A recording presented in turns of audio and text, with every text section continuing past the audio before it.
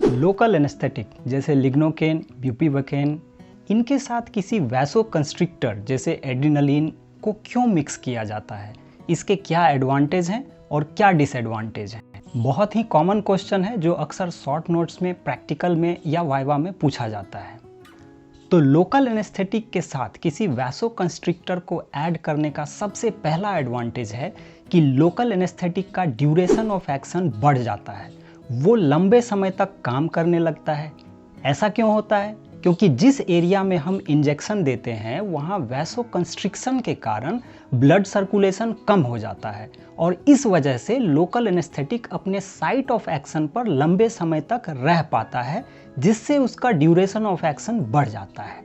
अब इसका दूसरा एडवांटेज है, वैसोकंस्ट्रिक्शन के कारण लोकल एनेस्थेटिक सिस्टमिक सर्कुलेशन में ज़्यादा अमाउंट में नहीं पहुंच पाता, क्योंकि वह हमारे ब्लड सर्कुलेशन में ज़्यादा एब्जॉर्ब नहीं हो पाता।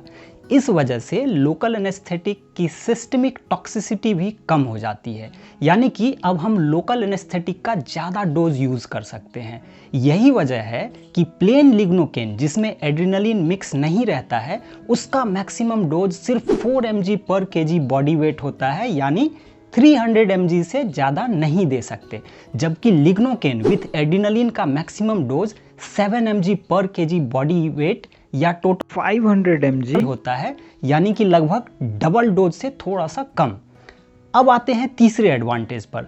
सर्जन जब सर्जरी कर रहा होता है तो उसे सर्जिकल साइट पर ब्लीडिंग कम से कम चाहिए, इसलिए जब हम लिग्नोकेन विथ एड्रेनालिन को यूज करते हैं तो एड्रेनालिन के कारण सर्जिकल साइट के आसपास वैसोकंस्ट्रिक्शन हो जाता है, जिसके कारण उस एरिया में ब्लड सप्लाई कम हो जाता है।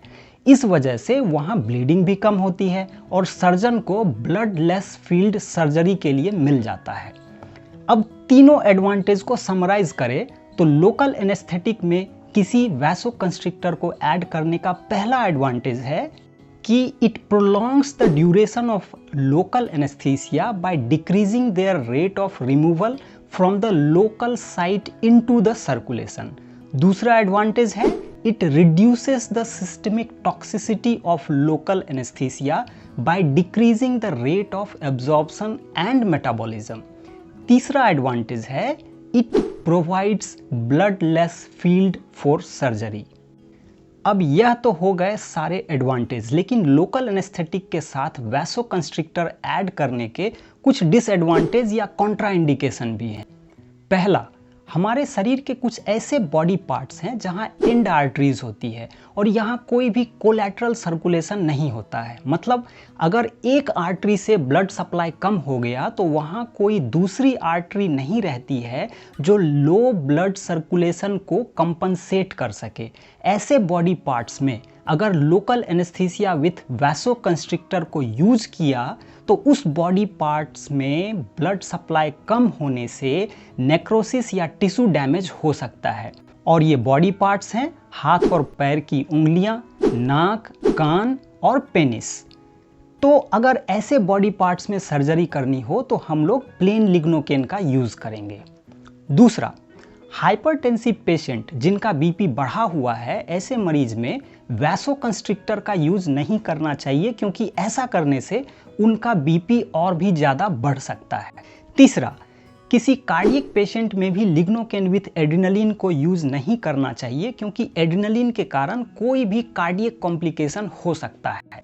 And fourth disadvantage is tissue necrosis, tissue damage, edema या delayed wound healing blood circulation नहीं होने से होने वाले हाइपोक्सिया के कारण देखा गया है। अब तुम लोगों का काम है कि वार्ड में या ऑपरेशन थिएटर में जब भी मौका मिले plain lignocaine and lignocaine with adrenaline दोनों के वायल्स को देखना, उसमें एड्रेनालिन का कॉन्सेंट्रेशन कितना है और उसे किस रेशियो में मिक्स किया गया है। जिसे भी आंसर मिलेगा वो कमेंट सेक्शन में बताना। So that's it for this video. कोई भी डाउट, सजेशन या फीडबैक हो तो कमेंट सेक्शन में पूछ सकते हो। मिलते हैं अगले वीडियो में and I wish you all a very happy new year.